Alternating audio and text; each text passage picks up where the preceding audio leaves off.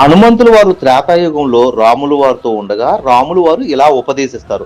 హనుమ, నీ యొక్క కార్యం అయితే ఈ యుగంలో పూర్తయింది. ఇక నువ్వు వెళ్ళి తపస్సు చేసుకో.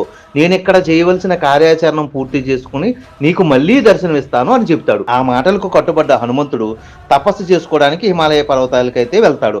అలా వెళ్ళిన హనుమంతుడు వారు ఘోర తపస్సు చేసుకుంటూ అలా యుగం మారిన తర్వాత హనుమంతుడు వారు రాములు వారిని దర్శించుకోవడానికి అయోధ్యకైతే వస్తాడు. కానీ అక్కడ అయోధ్య ఉండదు, రాములు వారు కనిపించరు.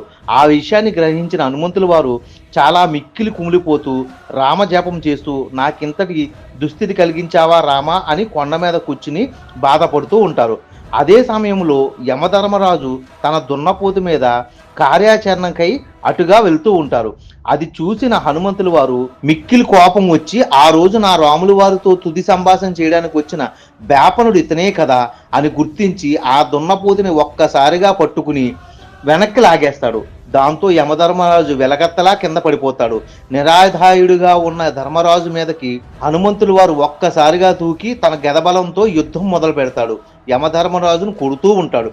ఆ సమయంలో నాదమునీశ్వరు వారు అక్కడికి వచ్చి, హనుమ, ఇది సరైన పద్ధతి కాదు. యమధర్మరాజు తన ధర్మం నిర్వర్తించడానికి రాముల వారి దగ్గరికి ఆనాడు వచ్చాడు. నీకు తెలుసో తెలియదో నువ్వు యుగం మారి ఇంకో యుగంలోకి వచ్చేసావు. దయచేసి యమధర్మరాజునైతే విడిచిపెట్టు. నీ రాముల వారు ఎక్కడున్నారో నీ రాముల వారి జాడ నేను చెబుతా అని యమధర్మరాజుకి విముక్తి కల్పిస్తాడు. అలా యమధర్మరాజు అక్కడ నారద మునీశ్వర వారి చేత రక్షించబడి అక్కడి నుండి వెళ్ళిపోతాడు. ఆ తర్వాత హనుమంతుల వారు నారద మునీశ్వరుని అడుగుతారు, నా రాముడు ఎక్కడ, అతని జాడ చెప్పమని.